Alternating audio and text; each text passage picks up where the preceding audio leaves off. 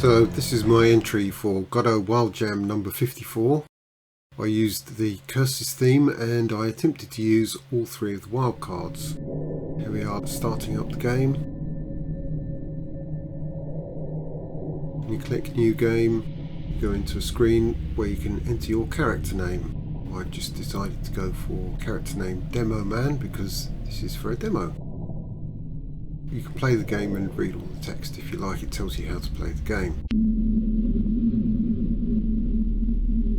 You start off in a dark corridor and you need to find your way through until you get to a room. As this is partly a post-mortem, one of the things I think I need to change in here is to make it quicker to get to the first room where you meet a witch, because that's the objective of the game, is to meet the witches and destroy the curses that they throw at you.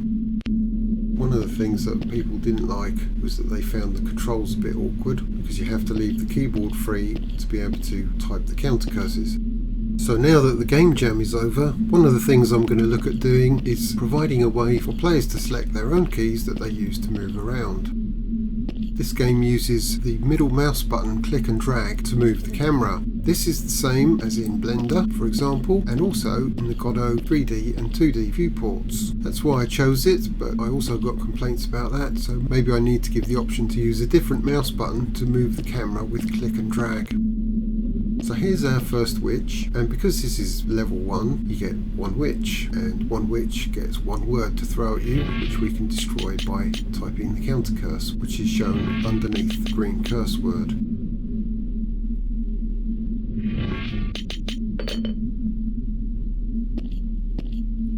When the witch expires, it drops a potion, which we've picked up, as you can see here. So let's jump forward to the devil's shop. The game saves automatically when you go into the devil's shop. You can buy potions in the version for the Wild Jam. My intention is to add more things to this, so you can buy improvements to how potions work and things like that. Let's have a look around the shop. It's not really complete yet. You can also see where the corridor we came into the shop from has disappeared into the void. The next level is generated procedurally and connected to the devil's shop. The game is also automatically saved when you leave the devil's shop. Here's a witch on level 2. I agree it's hard to see, but the darkness is deliberate to give a bit of atmosphere. Because it's a level 2 witch, it gets 2 words to throw at you.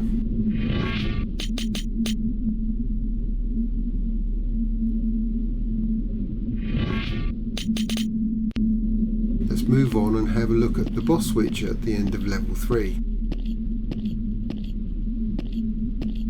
Boss witches throw unstoppable curses at you, which means that the counter curse word only destroys part of the curse thrown at you, so some of it always gets through. If you have one, you can use a neck shield potion to absorb damage.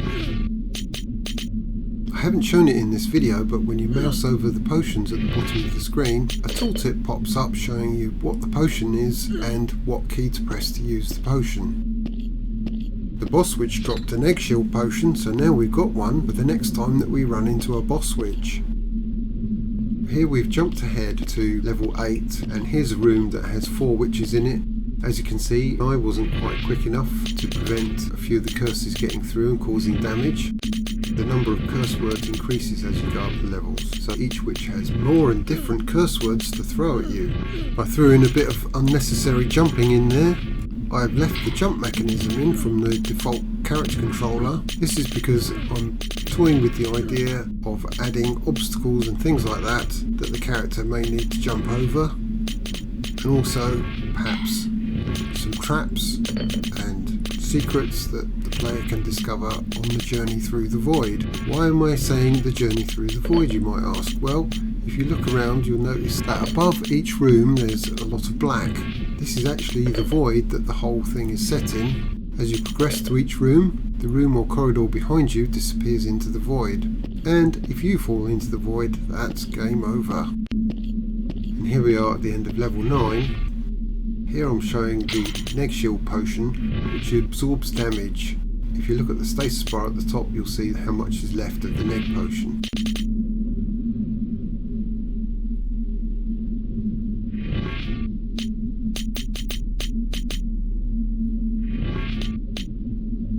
course it runs out after a while and then you start taking damage, but we've got plenty of restore potions to use to heal up.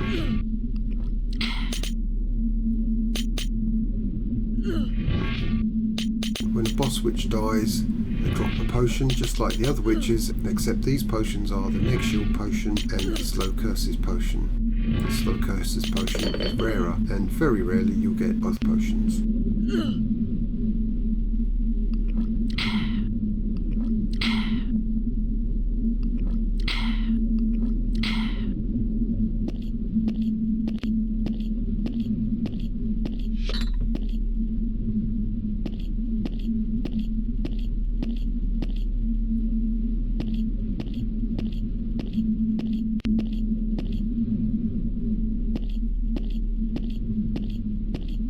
Here we go to the Devil's Shop at the end.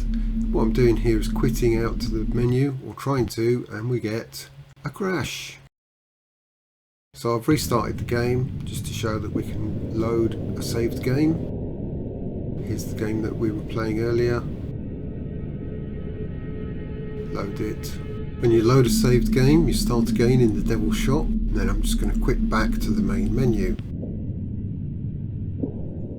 I hope you've enjoyed this. If so, please like and subscribe.